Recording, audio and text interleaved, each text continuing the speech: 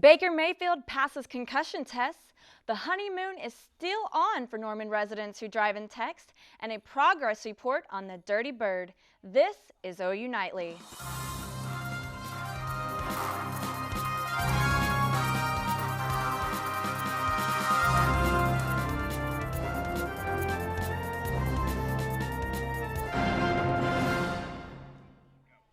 When it rains in Oklahoma, it pours, and all the stormwater runoff has to go somewhere, Tyler. And that somewhere is Lake Thunderbird. It does, Ashley, and the EPA is saying that Lake Thunderbird is an impaired body of water. And as OU Nightly's Eric Payne shows us, it's going to be years before it improves. Looks like any other lake. But if you stick around to ask any of the locals, you'll learn its more sinister nickname, Dirty Bird. I hear people criticize the Norman water flavor at certain times of the year particularly. Joe Sparks, owner of Legends, uses a water filter in his restaurant, and locals aren't the only ones with a bad taste in their mouth. Norman residents are kind of used to it, I think. The city of Norman is working with Oklahoma City and more to improve the water quality of the lake. This could cost the city close to $1.5 million for the first 5 years alone, with a taste of the water becoming gradually cleaner throughout the long-term process. Noticeable differences will be way down the road. 15 years down the road, and that's not guaranteed. 30 years ago, when the Clean Water Act was passed, there was hope the water quality in the lake would improve. But that didn't happen. Thunderbird just gets dirtier, and few are held accountable. In the past 5 years, there have only been 4 violations dished out from the city of Norman, while the Oklahoma Department of Environmental Quality has sent 1 expedited consent order. The Dirty Bird has been waiting decades for a bath, and city officials promise the long overdue cleanup will now happen. The effort can be applied. We just need to prepare to do so. Ever so slowly. Eric Payne, OU Nightly. Thanks, Eric. And you know, there was actually an earthquake that happened a little bit, an hour ago in Oklahoma? It was about an hour ago, yeah. And the USGS has actually rated it a 4.4, I believe. Joe, what can you tell us about that? That's right, guys. This was a very strong earthquake up there right near Cherokee, about 10 miles to the northeast of Cherokee. A 4.4 earthquake occurred earlier this afternoon around 3:15 p.m. But the thing to notice here is that this was felt across the state, from all the way areas people here in Norman down towards Ardmore and up towards Wichita, Kansas felt this earthquake. So definitely another strong one here in the Sooner State. Now for your temperatures across the state, we're going to see those in the 60s, 66 degrees for Enid, 64 in Oklahoma City. So overall, another nice fall day across the Sooner State. As you take a look at your headlines coming up, I'll have much more on your week travel plans for the Thanksgiving holiday. Take a look at that Thanksgiving forecast. We are talking rain and the chance for winter weather. All of that and more when we return. Guys, back to you. Thanks, Joe. Well, don't expect any citations for texting and driving in Norman, at least for the rest of this year.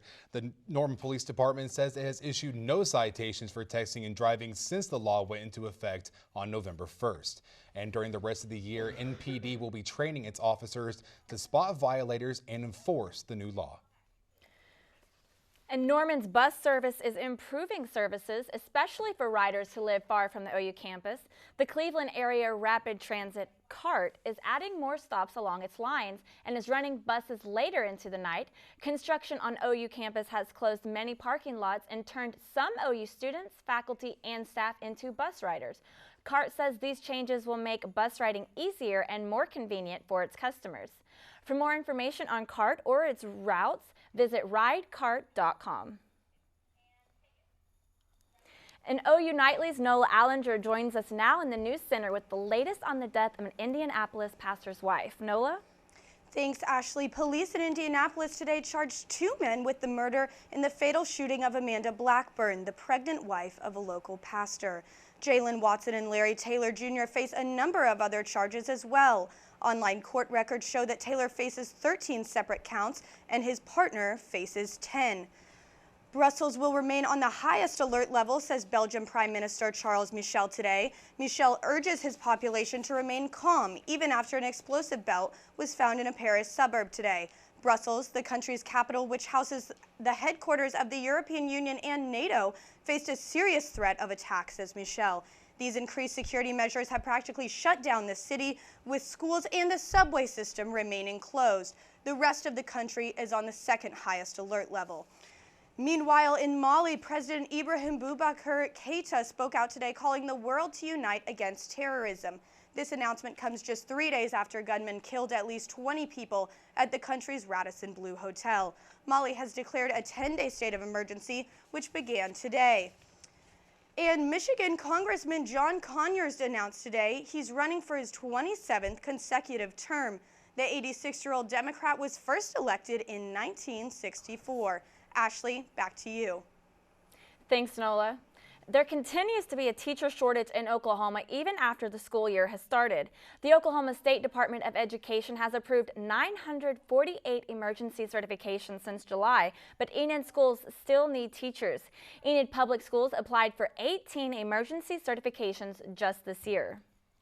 And public school textbooks in Texas won't need to be fact-checked by the university experts. The Texas Board of Education rejected a measure that would require such fact-checking.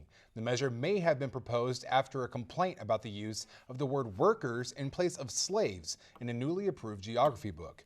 The board instead voted to use a panel made up of a majority of people with sufficient content expertise. And still ahead on OU Nightly, environmentalists are at odds with the Texas Railroad Commission. Plus, a Norman nonprofit is trying to save the planet.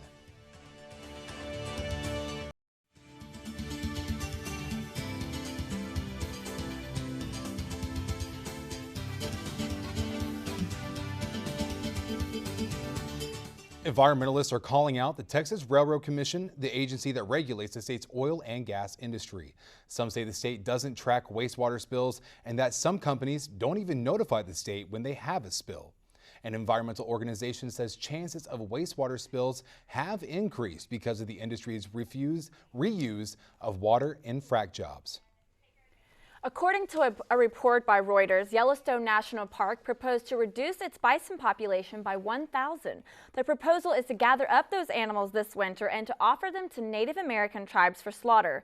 Yellowstone hopes this proposal will lessen the risk of the spread of a bacterial infection common in many bison. Removing 1,000 bison will be the largest removal since the end of 2007, when 16,000 were taken.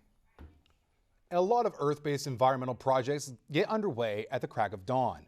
But OU Nightly's Courtney Boggs shows us a group that gets started after the sun goes down. Tucked away on Comanche Street is a remodeled warehouse, unseen by most during the hustle of a typical Norman day. But every Wednesday as the sun sets and the streets go dark, that seemingly dim warehouse reveals a light all its own. Just family and friends coming together and enjoying one another. Andrew Sartain had always dreamed of sharing his passion for the environment with others. A dream that is now a reality. The mission of Rebirth is to bridge the gaps between our economic and our environmental problems. And how is the bridge between those gaps built? By the power of community. He wants to have people come and make this, our center, not just Earth Rebirth Center. Whoever Mother Earth is did a really good job on everything. Earth Rebirth is a nonprofit organization built to educate and empower people with solutions to food, energy, and water problems. Starting with the Garden Initiative program for Norman Public Schools, the organization is now a blossoming community center where people can join together and help the environment. No one just really cares about the Earth right now because they're all like, this hunk of rock protects us, it's never gonna go away. We can do whatever we want on it. But no, we can't. We give people that mentality that they can make a difference, and it doesn't have to be something that changes the entire world, it just has to change things around them. Through Sartain's efforts to save Mother Earth, he's created a safe haven for the community as well. So it's a sharing environment and it's a welcoming environment that I think we don't have as much, and we all need that right now in this world. And so members of the Earth Rebirth family plan to continue saving the planet and humanity one Wednesday at a time. Courtney Boggs, OU Nightly. Thanks, Courtney. Planned Parenthood is now suing the state of Texas. A proposed law in Texas aims to block Medicaid funding to the organization. If the law passes, Planned Parenthood says health care access to 13,500 women is on the line. Similar lawsuits by the organization in Arkansas, Louisiana, and Alabama have prevented the states from cutting off funding. And today, a former sheriff's deputy has been sentenced to 8 years in prison. Ex-Tulsa County Sheriff's Deputy Gerald Knuckles was convicted of 4 counts of sexual battery and indecent exposure last month. A booking report says Knuckles told detectives that sexual-type activity occurred with about 6 women during traffic stops or on other calls. And still ahead on OU Nightly, a dress sensation that's sweeping the weather nation. That's right, guys. As we take a look at outside, you can see there's those blue skies, but changes are on the way. I'll tell you when we can expect winter weather coming in here for your holiday weekend coming up. Welcome back to OU Nightly. We are watching several rounds of weather moving through here this week and into your holiday weekend here. But first, let's take a look at what's going on out there right now. Right now, we have this area of high pressure over us right now, and that's really giving us those clear skies. Winds from the south. It's clear right now, but look at this.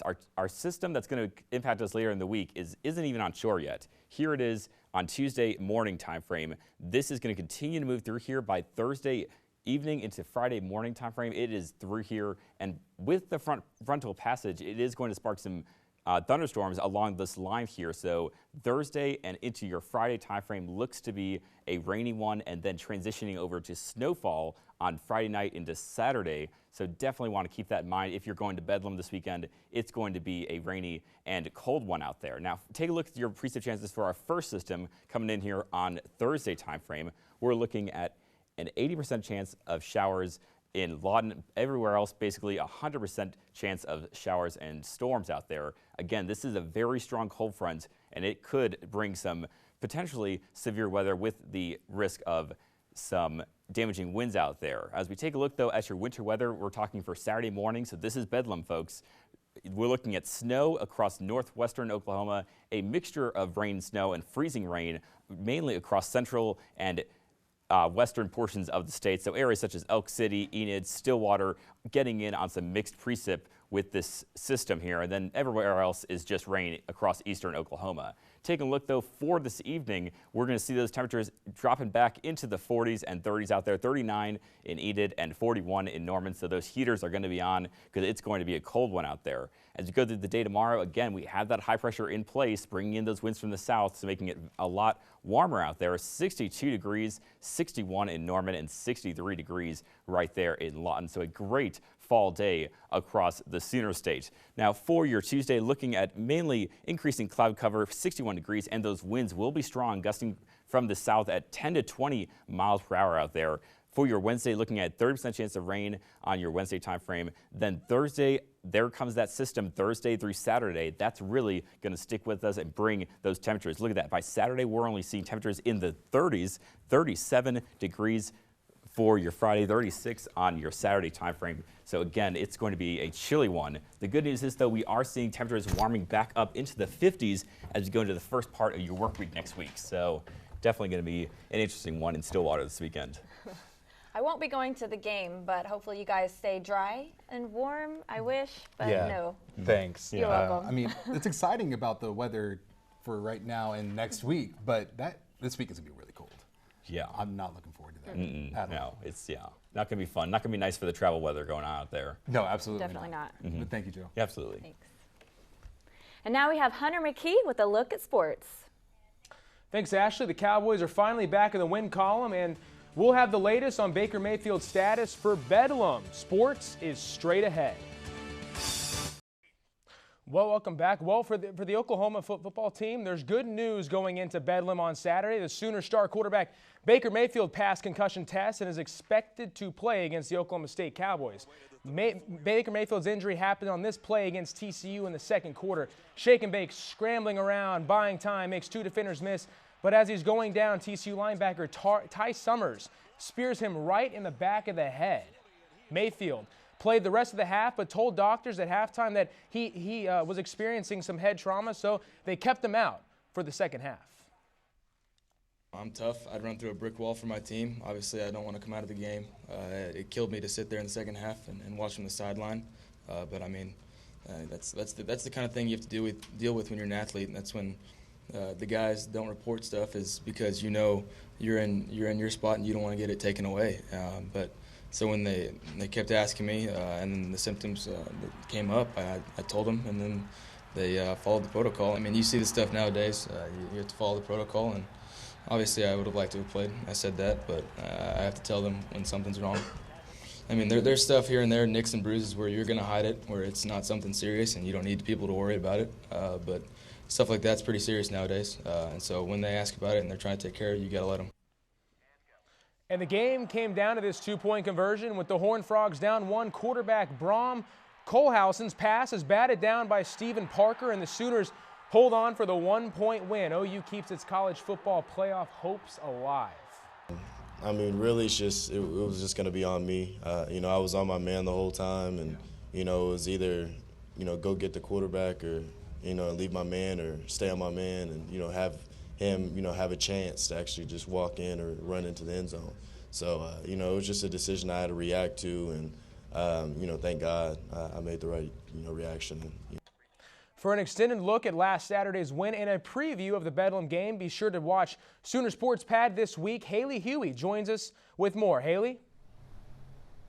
Thank you, Hunter. This is our final show of the season, and there's no better way to go out than with a Bedlam show. Mason Prince goes one-on-one with Saturday's hero, star safety Stephen Parker. We're also talking about ESPN College Game Day, heading to Bedlam, and look back at our favorite feature of the season over Norman native Jordan Evans. It'll be on Fox College Sports Central tonight at 7:30, and also on Fox Oklahoma tonight. That's it for now. Let's go back to you, Hunter, with more sports news.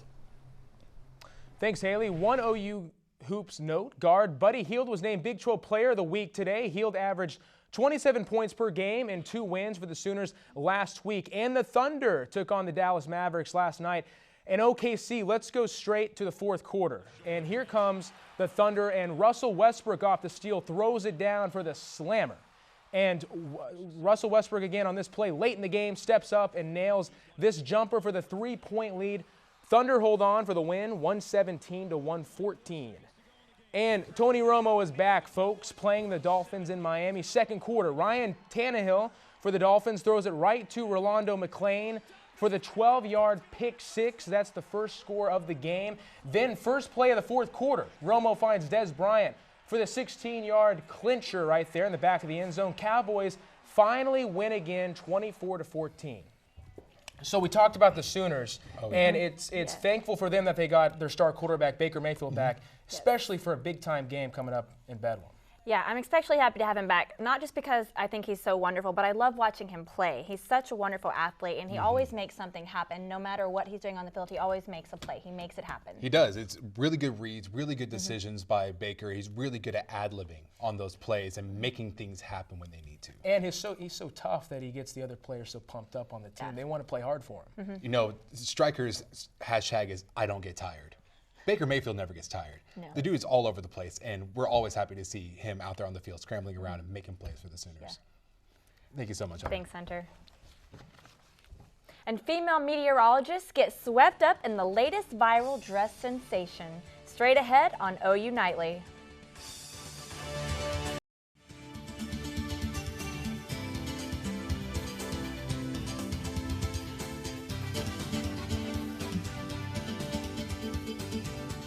I'm Bijan Hosseini at the Update Desk. More police are investigating what they believe to be a murder-suicide after a man and woman were found dead inside an apartment late last night.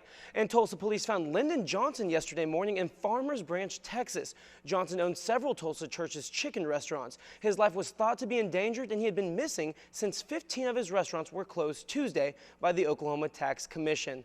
And that's it for now. Back to you guys in the studio. Thanks, Bijan. A dress frenzy is erupting in the weather department of news stations after OU Nightly alum Shelby Hayes, who now works for KOCO, posted a picture of the dress to a Facebook group for female meteorologists. Several have now admitted to having worn it during their own forecasts. Since meteorologists are limited on what they are allowed to wear on air, the relatively inexpensive dress provides numerous color options and stays within their guidelines. I love that dress, but you know, she's not the only meteorologist doing something. Joe, what do we have going on for this evening? This evening, guys, overnight. Yes. Well, overnight tonight, guys, looking like it's going to be a nice night out there. So thanks, yeah. Joe. Good, thank and you. thank you for watching OU Nightly, brought to you by Gaylord College. Thank you. Good night.